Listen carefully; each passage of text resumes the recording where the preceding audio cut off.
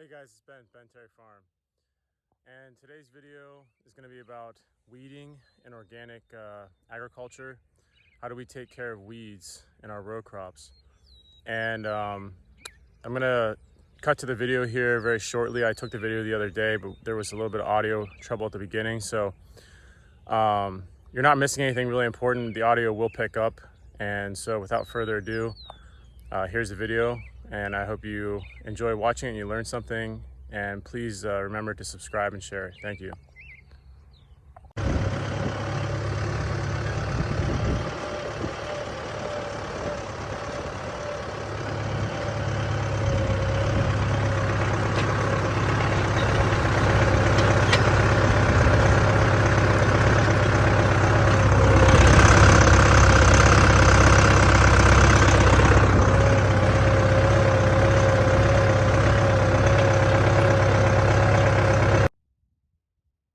Hey guys, this is Ben with Ben Terry Farm. I'm out here today and we're doing what we call weeding in organic agriculture. This is something that if you saw a farmer doing it, you might find it very bizarre, especially considering the growth stage of our field peas, which is what I'm weeding today. I try to get down here and get you a good shot to see the rows of these field peas. It's kind of hard to tell when the camera's up high, but it looks like you can see our rows going down there, and you know there's not many weeds, but the weeds are just very, very small right now. Okay, they're just starting to come up, and actually, for what we're doing, these are getting a little bit big to be killed by the tine weeder, but there's still a lot more coming on. And this is all a function of weather. When we can come out and do this. You can't come out whenever it's wet and do this. It needs to be, the top of the soil needs to be relatively dry. And because you don't want to be making all kinds of ruts in your field. But this is what the tine weeder is doing. Well, first I should show you the tine weeder. It's just a bunch of tines. And basically the tractor drives over. We do drive over some of the peas, and it drags these tines. And what we're doing is, you can see here, I didn't pull these weeds out. This is the tine weeder did this. You can see how they're laying on the surface there. And how this works is that the peas, when I plant them, they're planted down close to 2 inches. And so their root structure is deep and they are more established and stronger than the weeds. And so when the tine weeder comes by, it basically just rips out these seeds, and this is when you want to get them before they even come above the ground, because what ends up happening is in the sun and the wind. You want to pick a relatively windy day if you can. With farming, it's always difficult to time things with perfect conditions, but today's a pretty good day. It's pretty windy. You can see there's a bunch more there, just ripping those little weeds out of the ground, you know, something like that. Now see, that one still kind of was down in the ground a little bit. Now over a day or two with no rain, it will end up dying. It will dry out.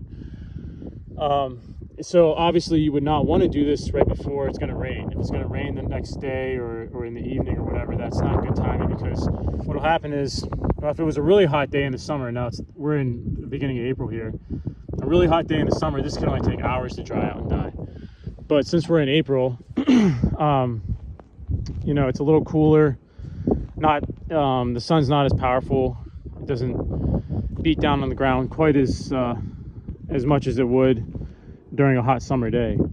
And as you can see, where we've gone back through here, you know, it does beat the peas up a little bit. You know, it's throwing some dirt on these ones, and you know, it actually, you know, there's one that got ripped out, and that does happen, but it's pretty rare. It'll even cover some of them up, but they'll pop back up through, and the effects are worth it.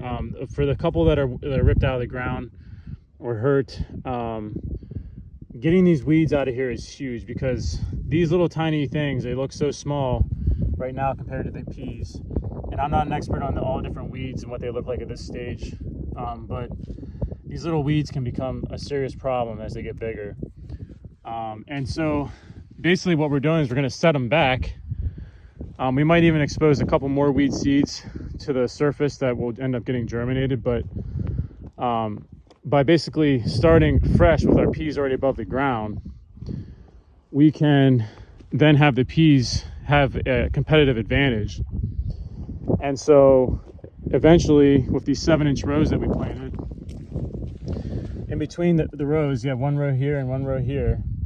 In between the rows, these peas will start, it'll move this way, these will start growing this way, and these will start growing this way, and then you'll have what you call a canopy. And that canopy should shade out and prevent the weeds from getting sunlight, which will kind of stunt their growth and keep them from competing very much. And so this first pass here is very, very important. And you can see, let's pick a spot here, there's a lot of weeds coming up. If you get your fingers down in there and pull it out, you can see their little white root systems. And that's what we're trying to do. And you can see that's covered. I mean, there's tons and tons of weed seeds here. So this is very important for us to do right now. Try to keep them at bay.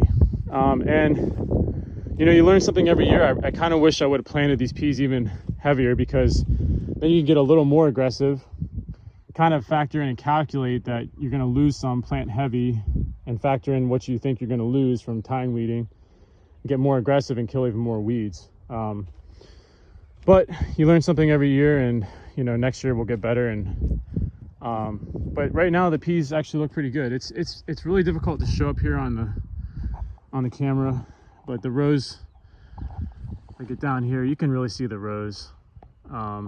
We've had pretty good germination, and this is all seed that I saved from last year. So I'm very happy with that. Get this seed adapted to our climate, and you know, hopefully get better yields and better resistance to yeah, just a stronger plant, especially considering it's hard to find good organic seed.